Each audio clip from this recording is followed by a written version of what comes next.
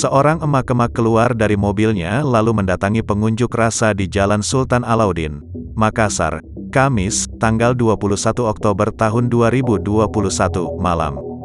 Emak-emak itu emosi lantaran terjebak macet selama 2 jam akibat unjuk rasa tutup jalan. Terlebih, suara azan maghrib sudah berkumandang atau bersahutan-sahutan. Sudah 2 jam kah di sini? Islam, salat maghrib. Berdosa engkau halangi orang, mau salat maghrib, ucap emak-emak berkerudung hitam itu. Siapa mau tanggung dosanya kalau orang tidak salat maghrib, ucapnya lagi dengan nada keras.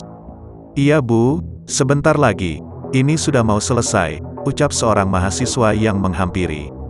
Unjuk rasa blokade jalan itu dilakukan oleh massa Himpunan Mahasiswa Islam, HMI, Cabang Goa Raya.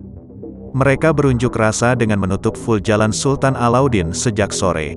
Penutupan jalan dilakukan dengan memalang 2 truk kontainer. Satu dipalang di ruas jalan arah Kabupaten Goa, dan satunya di ruas jalan arah pertigaan Petarani. Unjuk rasa tutup jalan itu bertujuan mengevaluasi 2 tahun kinerja kepemimpinan Presiden dan Wakil Presiden Joko Widodo Ma'ruf Amin.